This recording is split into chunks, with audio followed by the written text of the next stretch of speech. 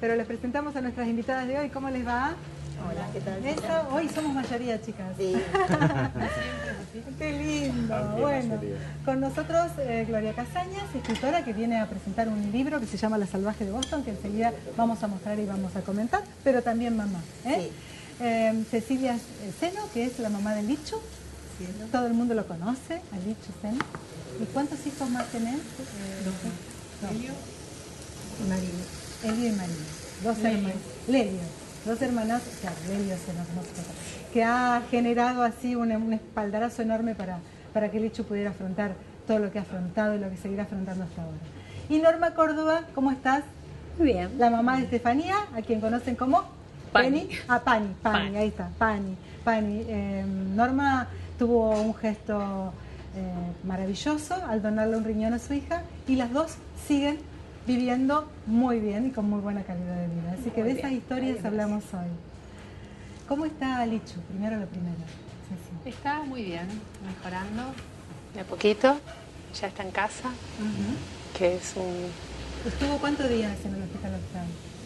La última internación fueron 60 días en la misma habitación. La verdad que se hizo largo especialmente para él, ¿no? Claro. Uno está afuera y va y viene al hospital, entonces te das cuenta cuando por ahí estás unas horas en la habitación, a veces estás 6, 7 horas y te vas cansada, te vas como pesada y mi primer pensamiento era, si yo estoy así después de 6 o 7 horas de estar internada, ¿cómo puede estar Lisandro? Era siempre mi pensamiento, ¿no? Pero bueno, básicamente creo que se la bancó muy bien estos últimos 60 días, pero ya era lo último. Ay, Ya, claro, me parece que ya no daba más. No daba más. Para los que no conocen la historia de Lichu, en Rosario se conoce muy bien y en algunos lugares del país también, porque ha encarado una campaña enorme en favor de la donación de médula ósea, pero Lichu tuvo que someterse a un primer trasplante de médula, ubicar un donante de médula que era de Del Brasil, Banco Mundial. del Banco Mundial, se hizo un trasplante de médula y después, lamentablemente, tuvo una recaída. ¿Cuánto tiempo pasó de...? 8 meses. 8 meses. Cuando tuvo la recaída, ahora el donante fue su hermano, Lichu. Mayor.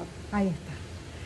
Qué tema para una madre, toda esa presión, Todo ¿no? junto. Terrible. Todo junto. Pues es que cuando hablas de el pensamiento que te salía, a mí el pensamiento el primero que se me disparó al conocer a Lichu, por eso dije, vamos a tratar de convencerla a Cecilia porque sé que sos reacia, pero lo primero que pensé, no sé si los chicos, pero bueno, yo que también soy mamá, lo primero que pensé cuando lo conocí a Lichu, qué padres tiene este pibe para tener esa energía, para tener esa fuerza que por lo general viene de arriba hacia abajo. Así que bueno, de ya... Yo siempre dije que el que me daba la fuerza era Lisandro. Ese era mi pensamiento recurrente, porque cuando vos estás transitando una situación así y la gente te dice, qué fuerte que sos, no sé si sos tan consciente de eso, porque yo creo que no tenés otra.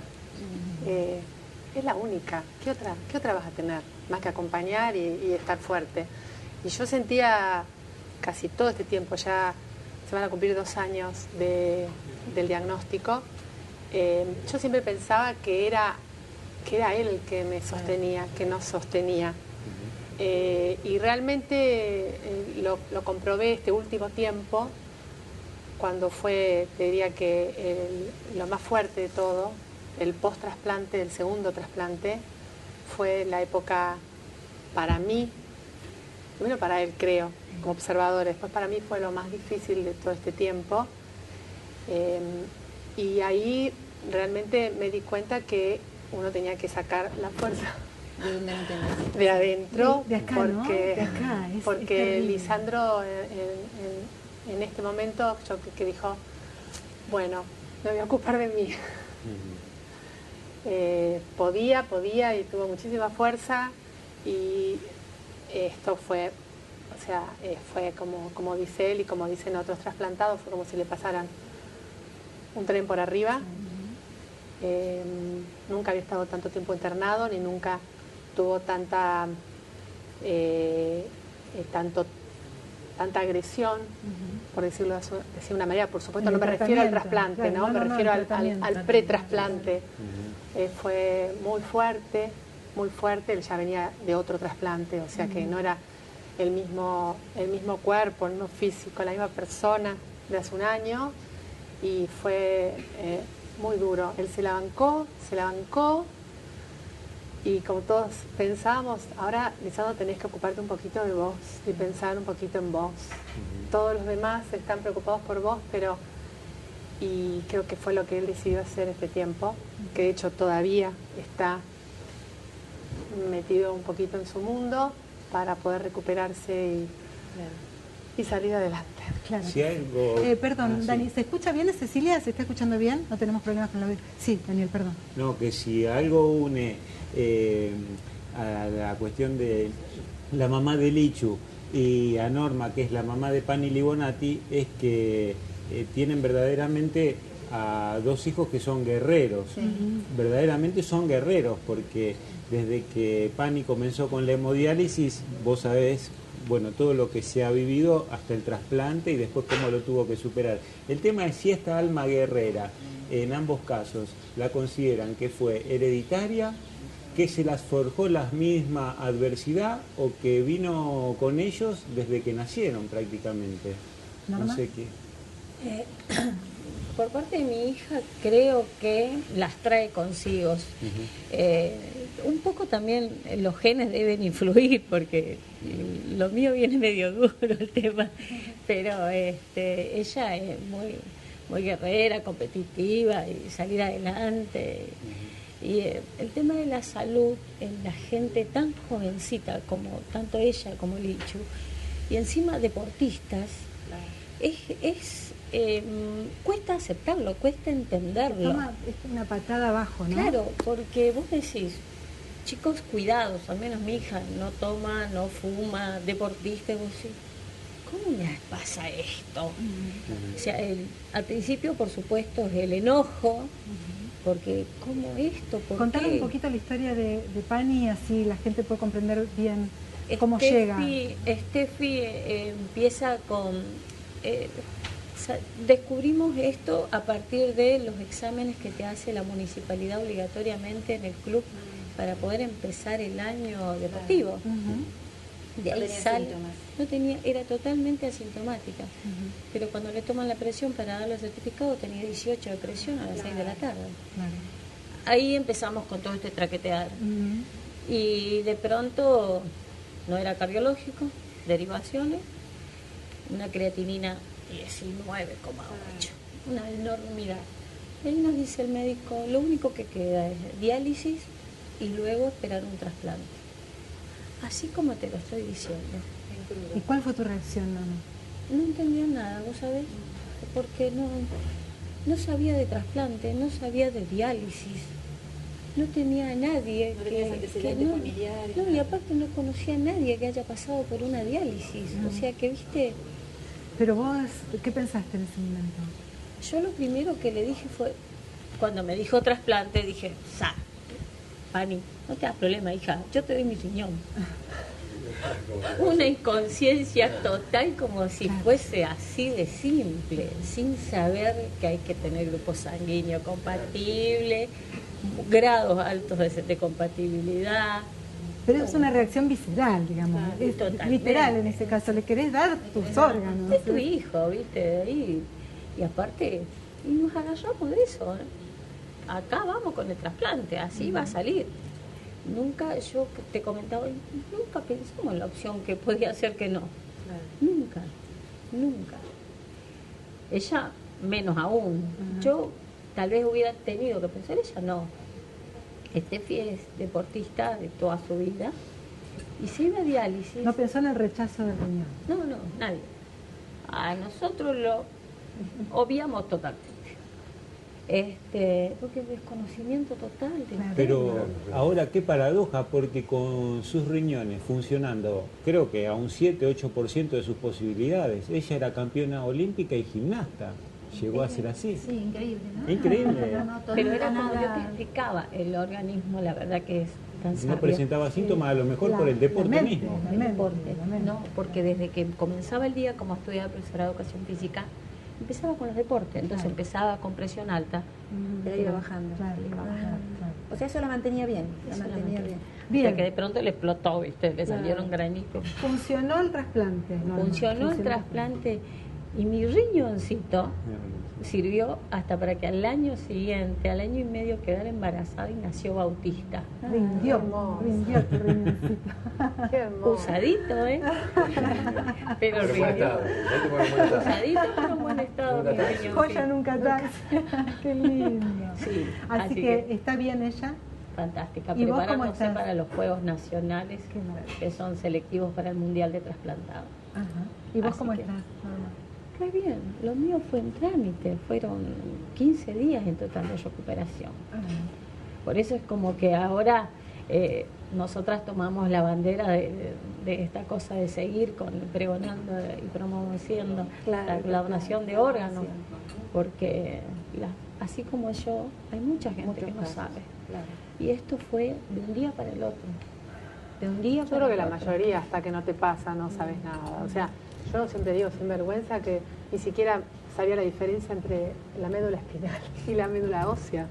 Y no lo digo con vergüenza porque con cada persona que yo me encontraba decía que hay dos médulas, nada que ver, pero nadie lo sabe porque, no sé, lo estudias en el colegio y tampoco lo necesitas, entonces no te preocupás. Y no, si no sos del ramo. Pero hasta que del- sabés lo que es la médula ósea, que está dentro de cada huesito, con el tema del trasplante... Claro, cuando uno dice trasplante, lo primero que piensa es un trasplante físico. Claro, esa es la un gran órgano diferencia, físico, la gran ¿no? diferencia con No el es trasplante este de caso, claro. riñón. Sí, es otra cosa. ¿no? Bueno, pero el denominador común es, el amor fraternal, la pasión, la entrega, y mucho de eso tiene tu protagonista, lo del libro, Sí, yo ¿no? pensaba cuando decían que eran aguerridas, digo, ella también es aguerrida, es de ficción, pero la hice aguerrida también a la salvaje de Boston. A la salvaje de Boston, Livia es su nombre. Livia, sí, sí. Bueno, enseguida vamos a hablar de eso, tenemos que ir a la pausa. Enseguida vamos a hablar del libro, que tiene una historia maravillosa. Yo te comentaba, he podido leer nada más que 2 capítulos, pero que como que no podés parar,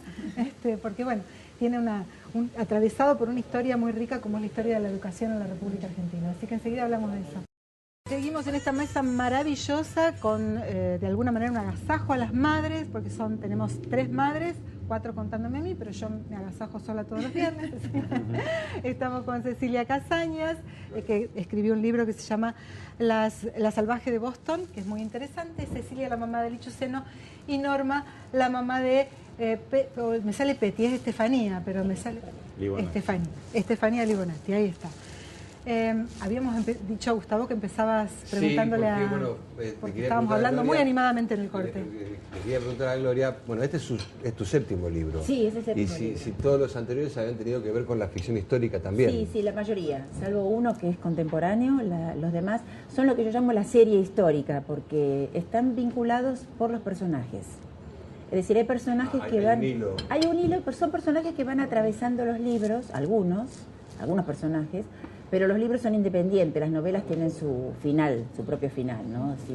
Y todos tienen, en este caso de La salvaje de Boston, tiene un punto de partida en un hecho real, Sí, la una ficción. epopeya increíble, Bueno, sí. por eso, que es la epopeya docente, si se Sí, quiere, sí, en sí. Argentina Sí. de parte de Sarmiento. Pero la pregunta es, si La salvaje existió o alguien parecido a La salvaje existió que te Bueno, vos disparó... sabés que yo elijo a los protagonistas de ficción a mi gusto, los ubico en situaciones reales y los hago interactuar con personajes reales también, pero en los protagonistas propiamente dichos, ¿no? Los que tienen la historia de amor, eje central del libro, esos son ficción. Puede haber habido una maestra así, Sí, pero sí. no es que ella sea una maestra especialmente, ¿no? Es difícil pensar que existió, seguramente hay tanta gente en este país que quizás con esas ideas, pero es muy difícil pensar que una maestra en aquel momento y que venía de una comunidad aborigen haya decidido irse a Boston para aprender sobre jardines Bueno, de no, pero infantes, ella- con esa pasión, con Bueno, esas ganas. es difícil, Claro. es difícil, pero Gracias, en el caso Leo. de este personaje aparece por primera vez siendo una chiquita. Una chiquita, Es la alumna de la maestra de La Laguna. Ujú. Entonces ella sigue los pasos de su maestra, que es una de las que Sarmiento trajo a la Argentina, y se convierte también ella en maestra normal. ¿No? Y es un poco cerrar el círculo que empezó con la serie, con la maestra de la Laguna, porque ahora primero vinieron las maestras norteamericanas y ahora una maestra argentina viaja a Norteamérica para perfeccionarse en el Jardín de Infantes. Esta cuestión de la novela histórica, Gloria, de alguna manera intenta acercarnos a los argentinos a nuestra propia historia a través de una redacción muy entretenida. Yo creo que de la mano de la literatura es como mejor se conoce todo, se aprende todo. A mí siempre me dio esa impresión, que la literatura te enseña porque vos no estás cumpliendo una finalidad cuando lees, disfrutando nada más.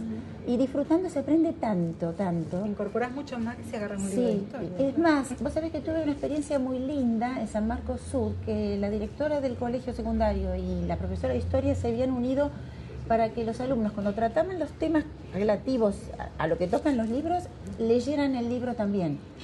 Y yo fui a verlos y hablé con ellos y me hicieron preguntas, y eran preguntas tan interesantes, estaban tan motivados. Yo dije, pero qué buena idea, excelente idea para que los alumnos se interesen por la historia. Bueno, es lo que te pasa a veces en el colegio cuando las maestras te dicen, te vamos a contar el chismecito histórico.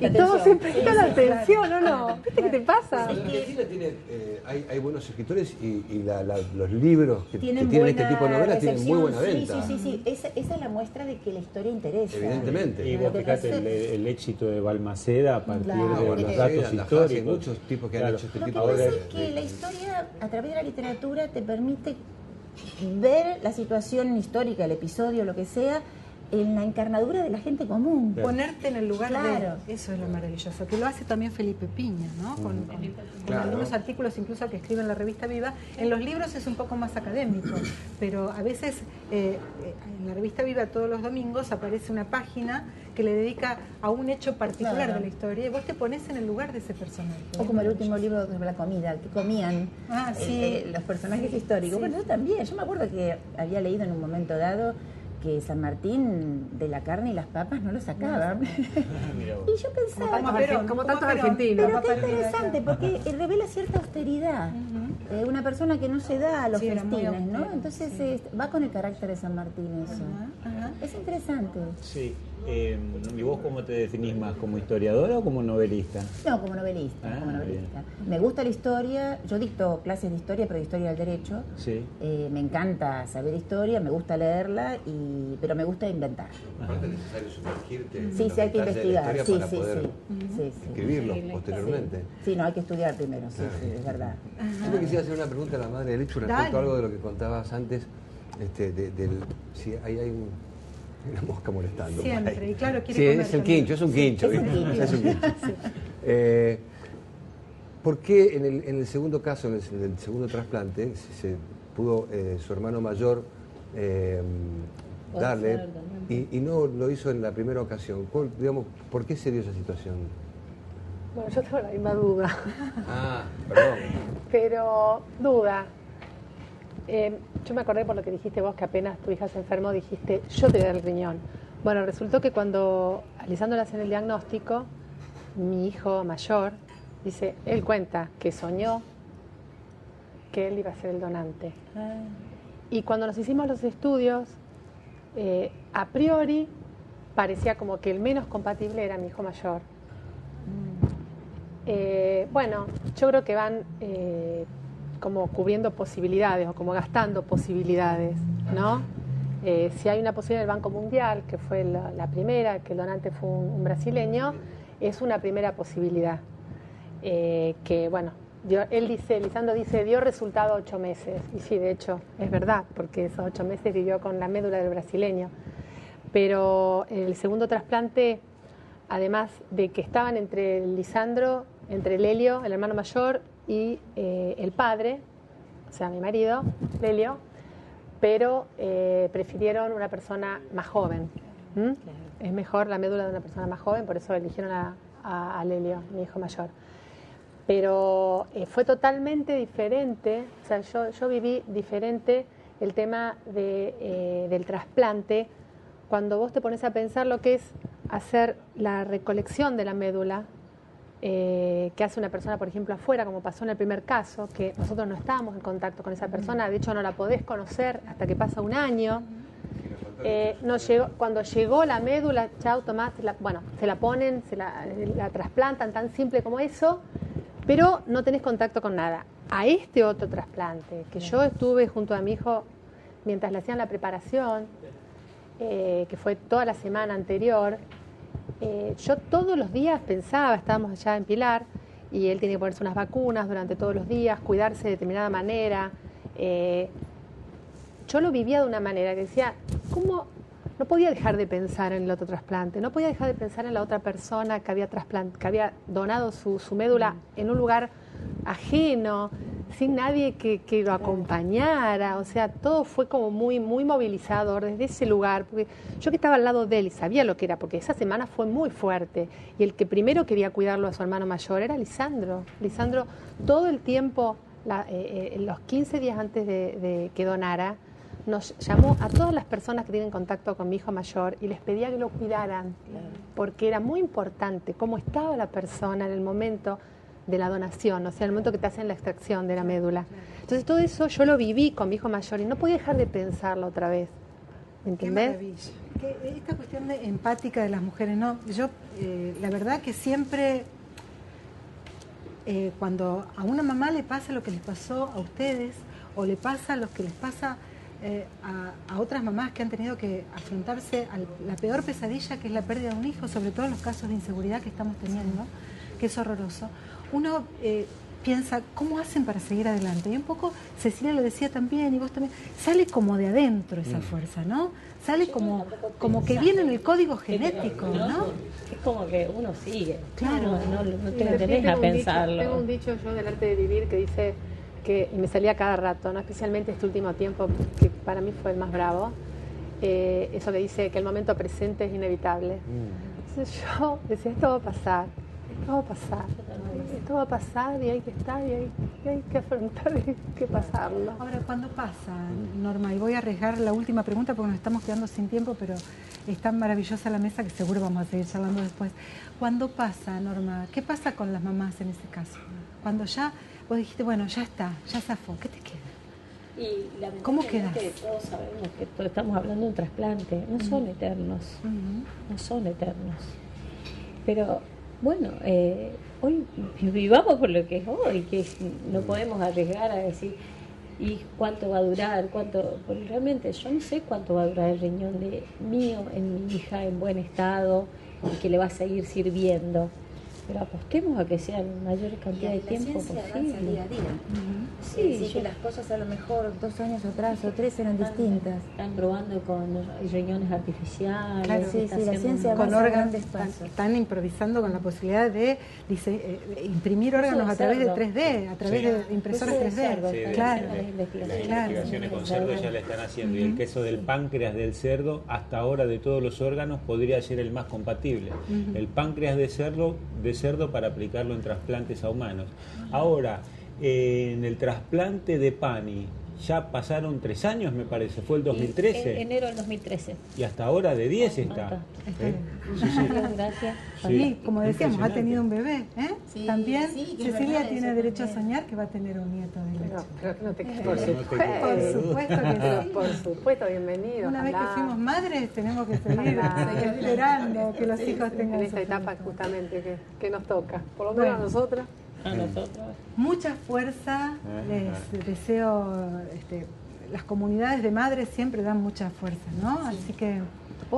Me hacen reír, pero una amiga mía de Cabin 9, unas chicas con las que nosotros trabajamos en Cabin 9, que siempre te ven, me dicen, mandanos saludos, no puedo dejar. Por favor, a las chicas de Cabin 9. De Cabin 9. ¿Por qué nosotras siempre trabajamos? ¿Qué haces además de ser mamás? Trabajamos en un banquito solidario que depende de CONIN, en Cabin 9, y hay un grupo de mujeres maravillosas. Es un placer trabajar ahí. Maravilloso. Ay, muy linda. para esas mamás también, un abrazo gigante. Un abrazo que para a veces todas son mamás las biológicas y a veces son mamás de todos los chicos a los que le dan de comer. De todos los días. Bueno, ojalá que lo hayas disfrutado. Vamos a repetir la presentación del libro. Hoy a la tarde a las 19 en la Alianza Francesa. Ahí está. Ahí tenés que estar entonces. Y vamos a decirlo también, lo de Norma, pasamos todos los avisos hoy, pero esto es muy importante porque Norma no solamente se queda en su hija, sino que además quiere seguir derramando. Se está formando AGAIN, que es la actividad física para pacientes trasplantados y en listas de espera para todas las edades, que se están nucleando en el estadio municipal. Los sábados, a la mañana o a la tarde. Nos combinamos generalmente a veces por horarios de las actividades que hay ahí. Acá yo te dejo los teléfonos. Sí, pero hay que buscar en el Facebook, AGAIN en el Facebook. AGAIN en el Facebook, y nosotros vamos a colgar en el Facebook de Rosario de Tarde también toda la data para que te puedas comunicar con Norma y con el resto de las invitadas. También el tema de compartir vida para los que quieren ser donantes de médula ósea, de sangre. Pones también los datos. Así es. Ahí vamos a poner todos los datos para que se multiplique la obra maravillosa de esta mamá.